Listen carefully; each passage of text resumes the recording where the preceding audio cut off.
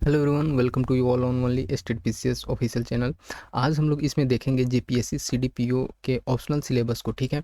और आपको पता है कि ऑप्शनल सिलेबस में तीन चैप्टर दिए गए हैं। और इसमें हम लोग देखेंगे बेसिकली सोशियोलॉजी से रिलेटेड। ठीक है।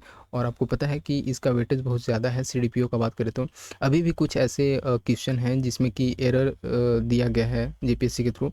उसको शायद इम्प्रूव करके फाइनल रिजल्ट दे। अभी तक तो नहीं आया। और इन्होंने एक एक्सपेक्टेड डेट रखा था जो कि शायद कम ही चांस है कि इस बीच में हो पाए, क्योंकि अभी तक रिजल्ट प्री का नहीं आया है। और फिर अगर रिवाइज भी लाता है आंसर की तो क्या होता है। तो लेकिन हम लोग को अगर आपका एक रेंज आ रहा है 125 के अराउंड, ठीक है, +-2, तो ठीक है, इस बीच में आपको तैयार रहना होगा क्योंकि टाइम बहुत कम मिलेगा मेंस के लिए। ठीक है।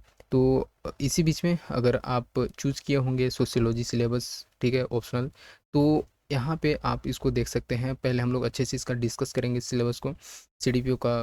ठीक है। और उसके बाद हम लोग स्विच करेंगे। हो सके तो हम लोग कुछ इंपॉर्टेंट टॉपिक भी लाएंगे जो कि हमारे लिए इम्पोर्टेंट होगा कम समय में इसको कवर करने के लिए, टू द पॉइंट। ठीक है। तो इसी को ध्यान में रखते हुए अभी हम लोग देखेंगे।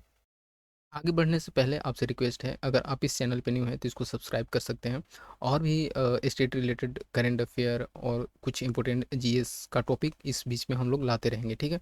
तो आज हम लोग का ये रहेगा जेपीएससी सीडीपीओ का। ठीक है, चाइल्ड डेवलपमेंट ऑफिसर का जो होता है, ये जेपीएससी पहली बार अभी आई थिंक कंडक्ट कर रही है। ठीक है।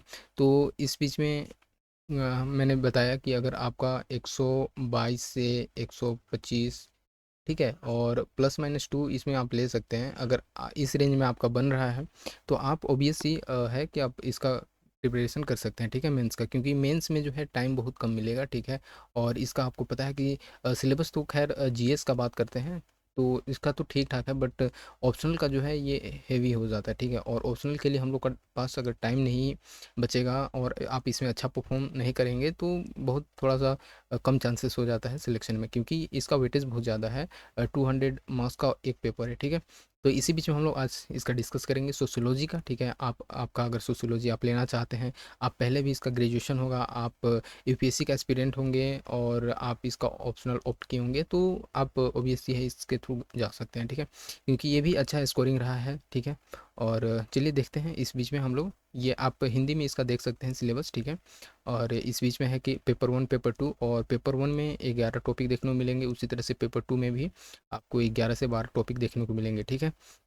मैं इसमें बता दूं कि पेपर 2 जो है बेसिकली इंडियन सोसाइटी से रिलेटेड है। ठीक है। और इंडियन सोसाइटी से रिलेटेड है तो यहाँ पे एक हमारी रिस्पॉन्सिबिलिटी हो जाती है कि अगर आप इस पेपर 2 का देते हैं तो मोस्ट अगर आप इसमें जो रिसेंट इंडिया में क्या चल रहा है, सोसाइटी में क्या कंटेक्स्ट है, पॉलिटिकली क्या है, ठीक है, किस तरह से गवर्नमेंट जो है स्कीम्स ला रही है। अगर आप झारखंड का बेसिकली अगर कोट करते हैं कि झारखंड गवर्नमेंट ने वनरेबल ग्रुप के लिए, पीवीटीजी के लिए, ट्राइबल्स के लिए क्या क्या स्टेप्स लिए हैं, क्या क्या अलग अलग स्कीम लाए हैं। ठीक है। तो यहाँ पे एक और अच्छा वेटेज मिलता है, मार्क्स यहाँ से बढ़ता है। ठीक है। तो इस तरह से अब हम लोग सीधे शिफ्ट करते हैं। ये सोशियोलॉजी का आप देख पाएंगे, जनरल सोशियोलॉजी यहाँ पे दिया गया है। सबसे पहला है, देखिए इसमें एक और है कि यूपीएससी का सिलेबस और इसका सिलेबस मोस्ट है कि मैच कर रहा है। ठीक है।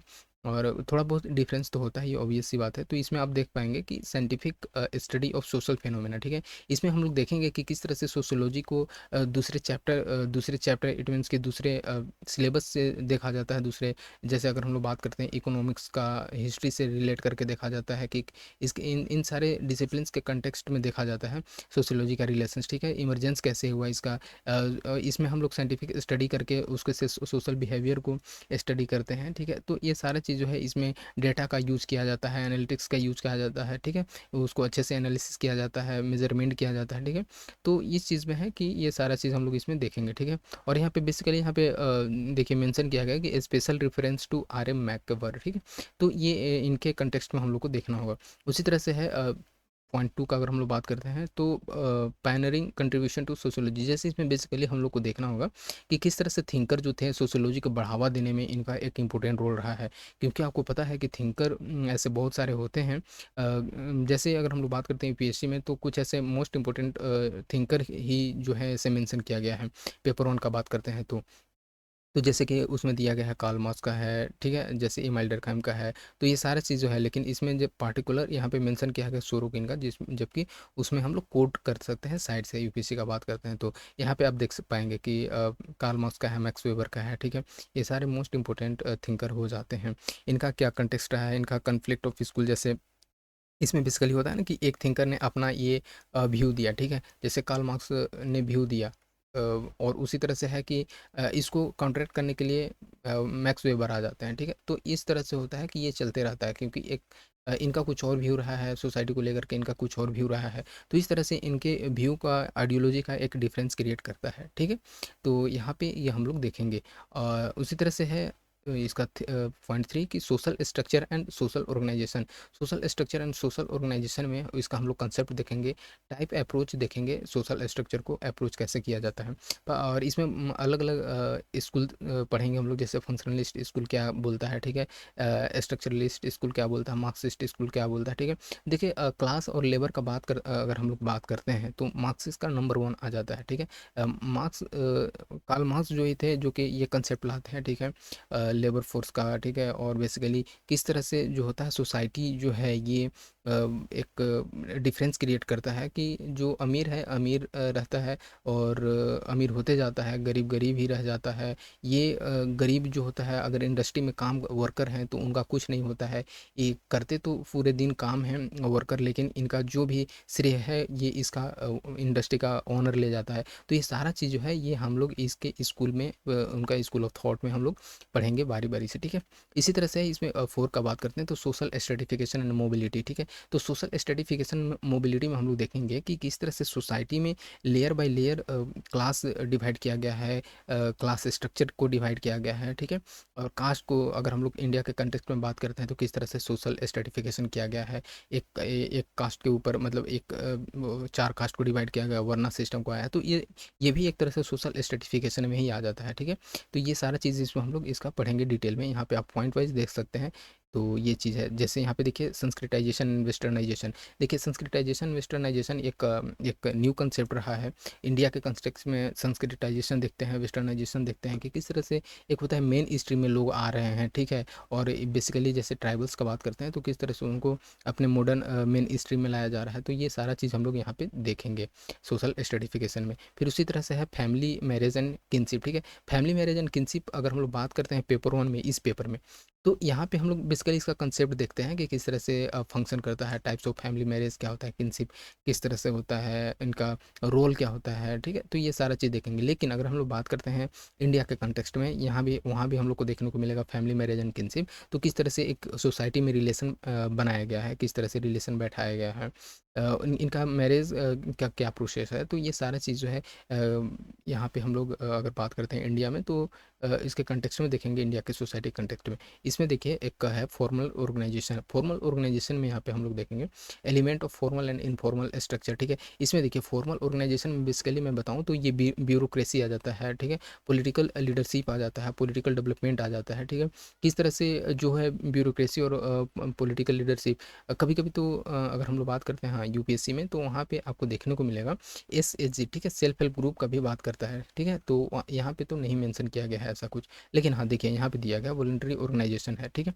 तो ये सारा चीज़ जो आ जाता है यहाँ पे हम लोग को पढ़ना ही है। डेमोक्रेटिक और ऑथोरिटेरियन फॉर्म्स, तो ये सारी चीज़ जो है ये फॉर्मल ऑर्गेनाइजेशन में आ जाता है कि किस तरह से ये इनका भी एक रोल है कि सोसाइटी को फ्रेम करने में, सोसाइटी को आगे प्रोसेस करने में, सोसाइटी में पीस इस्टेब्लिश करने में, ठीक है? तो लॉ एंड ऑर्डर को स्टेबलाइज करने में, तो ये सारी चीज़ जो है फॉर्मल ऑर्गेनाइजेशन में आ जाता है। नेक्स्ट है इकोनॉमिक सिस्टम। इकोनॉमिक सिस्टम में अगर हम लोग बात करते हैं तो यहाँ पे भी हम लोग देखेंगे कि प्रॉपर्टी कंसेप्ट क्या है। जैसे इकोनॉमिक सिस्टम बेसिकली सारा चीज़ तो इकोनॉमी पे ही चल रहा है, जो भी हम लोग कर रहे हैं, जो भी हम लोग का एक व्यू है, अगर इकोनॉमी ही खत्म हो जाए तो सारा चीज़ द एंड हो जाएगा, ठीक है? क्योंकि कहीं ना कहीं सारा का कंसेप्ट जो है कुछ भी हम लोग करते हैं तो इकोनॉमी पे ही टिका होता है अल्टीमेटली, ठीक है?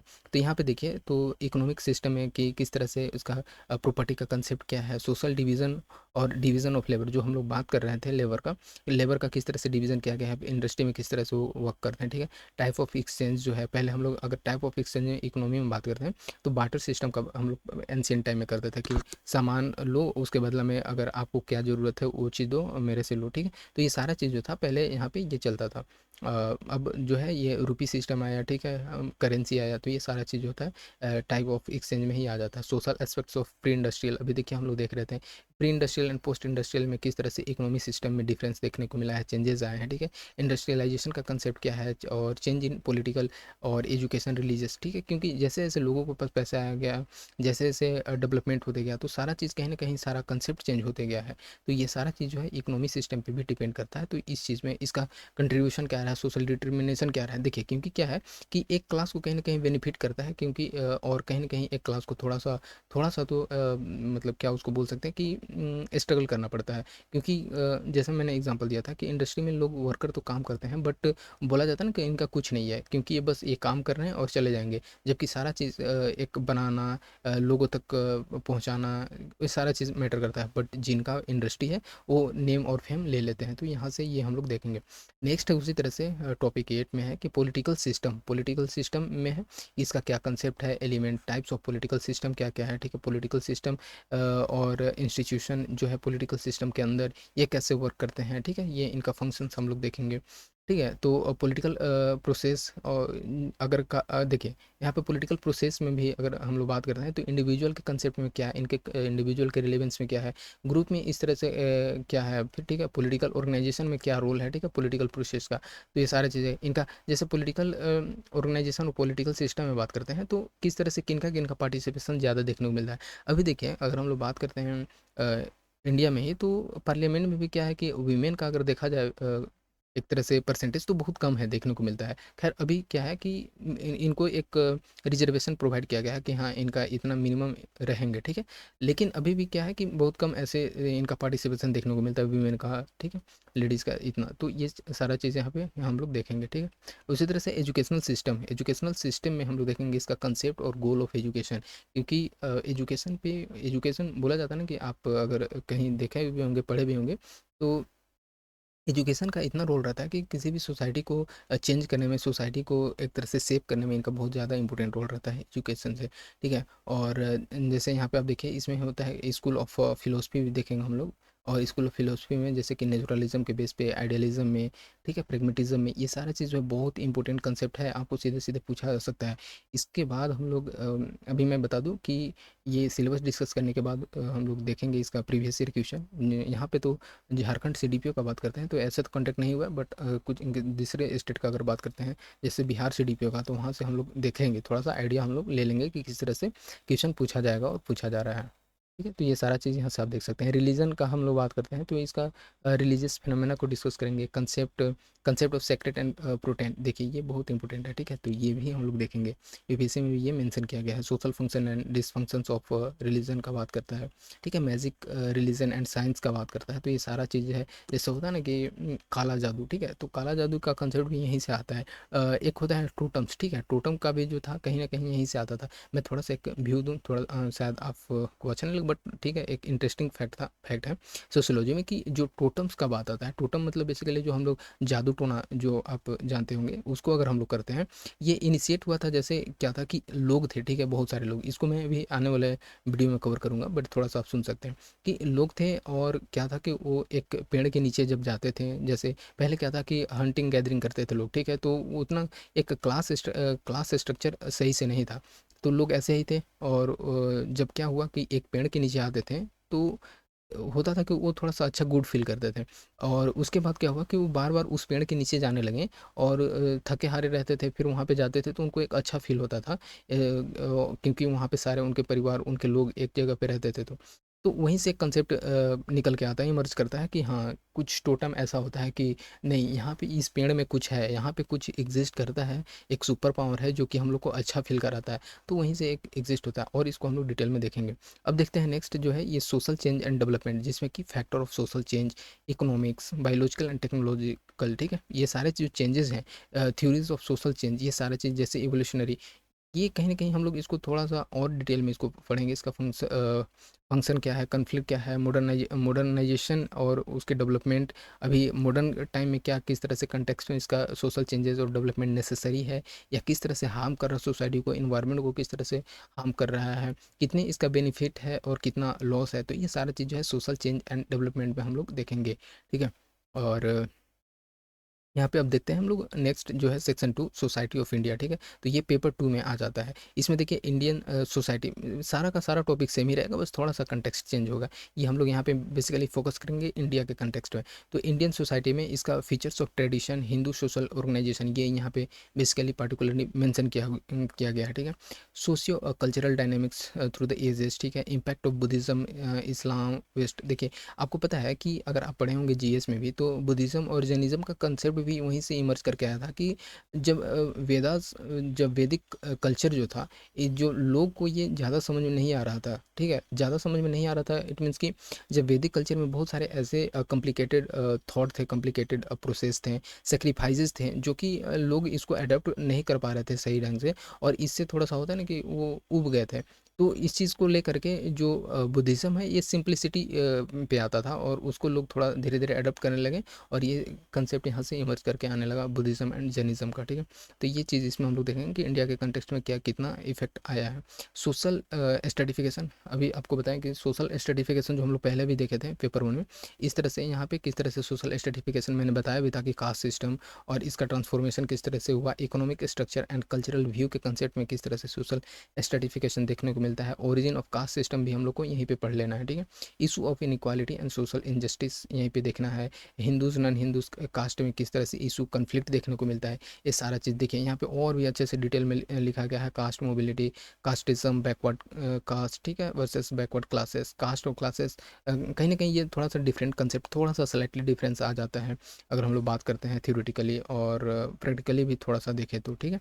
तो इसको हम लोग देखेंगे। फैमिली में देखिए, मैंने बताया था कि फैमिली भी यहाँ पे पढ़ना, फैमिली मैरिज एंड किनशिप, लेकिन यहाँ पे हम लोग इंडिया के कंटेक्स्ट में देखेंगे कि regional variation in kinship system. आपको बता दें कि अगर हम लोग बात करते हैं नॉर्थ ईस्टर्न में, जहाँ इंडिया का है नॉर्थ ईस्टर्न में, तो नॉर्थ ईस्टर्न पार्ट में अभी वहाँ पे अ, यहाँ अगर हम लोग बात करते हैं अदर में, तो पेट्रियार्कल सिस्टम चलता है, लेकिन मेट्रियार्कल सिस्टम चलता है अगर हम लोग बात करते हैं तो नॉर्थ ईस्टर्न के रीजन में, ठीक है। तो यहाँ पे ये भी हम लोग को देखना है कि रीजन वाइज कैसे ये वेरी करता है, सोशियो कल्चरल को रिलेट कैसे करता है, ठीक है। चेंजिंग एस्पेक्ट्स ऑफ किनशिप क्या है, फिर ठीक है जॉइंट फैमिली और उसके सिस्टम को स्ट्रक्चरल और फंक्शनल एस्पेक्ट्स में किस तरह से देखने को मिलता है, इसका चेंजिंग फॉर्म क्या हो रहा है। मैरिज में अगर हम लोग बात करते हैं तो अलग अलग ग्रुप, इतने ग्रुप में किस तरह से इसका अलग अलग वेरिएशन देखने को मिलता है मैरिज का, किस तरह से उनका एक अलग कंसेप्ट देखने को मिलता है, और इकोनॉमिक और कास्ट कैटेगरीज, ये सारा चीज़ जो है इसमें हम लोग देखेंगे।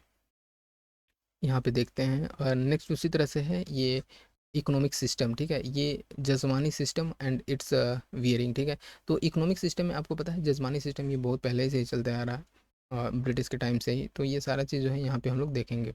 उसी तरह से पॉलिटिकल सिस्टम, एजुकेशन सिस्टम, ये सारा चीज़ कहीं ना कहीं इंडिया के कंटेक्स्ट में हम लोग को देखने को मिलेगा। रिलीजियन, ट्राइबल सोसाइटीज़, ठीक है, रूरल सोशल सिस्टम, तो ये सारा चीज़ आप यहाँ से देख पाएंगे। तो ठीक है फ्रेंड, और इसको हम लोग डिटेल में देखेंगे आने वाले वीडियो में। होप कि आपको अच्छा लगा होगा। सो आप इस चैनल को सब्सक्राइब कर सकते हैं। तो नाउ मिलते हैं नेक्स्ट वीडियो में।